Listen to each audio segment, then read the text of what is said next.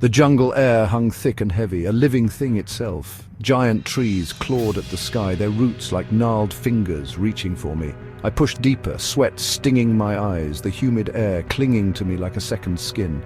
My mission document, a rare orchid, rumored to bloom only in the deepest parts of this emerald hell. Days blurred into a monotonous green haze. The jungle symphony, once a source of wonder, became an oppressive drone. It was on the 5th day, as I knelt by a muddy stream to refill my canteen, that I felt them, a swarm of tiny pinpricks on my back like 1,000 hot needles. I swatted at the annoyance, brushing off what I thought were mosquitoes. Big mistake, little did I know, these weren't your average jungle pests, these were botflies. Masters of parasitic horror, and they had just planted a ticking time bomb under my skin. The first day passed without incident, but as the sun dipped below the horizon on the second, a burning itch began to spread across my back. It was unbearable, like 1,000 ants gnawing at my flesh. I tore at my shirt, desperate for relief. That's when I saw them. Small, white bumps clustered together like a grotesque pearl necklace marked the spots where the flies had landed. Each bump was firm, throbbing slightly. Panic welled up in my throat, choking me. I knew something was terribly wrong. Frantically, I dug through my first aid kit. Antiseptic, painkillers, nothing seemed designed for this.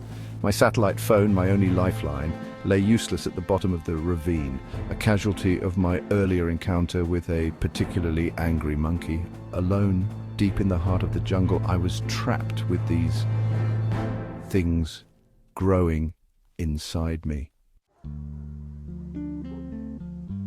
Sleep was impossible. The burning had intensified, now a searing agony that radiated from the bumps.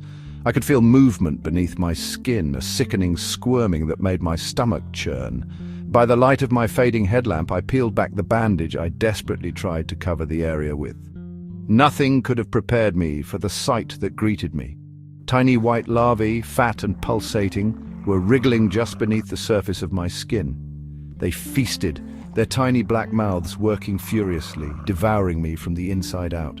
The sight was so horrific, so deeply unsettling, that I almost welcomed the wave of nausea that swept over me. This jungle, a place of awe and beauty just days ago, had transformed into a monstrous breeding ground, and I was its unwilling host.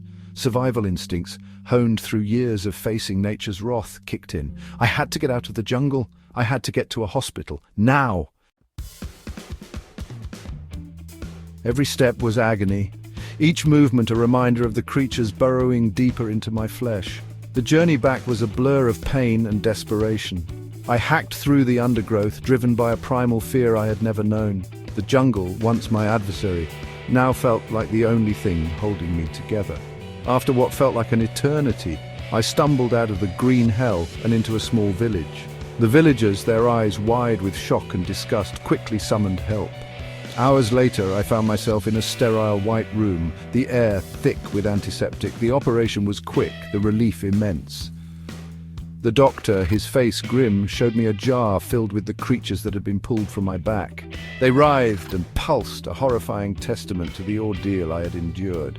As I recovered, scars a permanent reminder of my jungle encounter, I swore never to underestimate the power of nature again. It was a lesson learned the hard way. A testament to the resilience of the human spirit, and a stark reminder that even in the face of unimaginable horror, we have the strength to survive.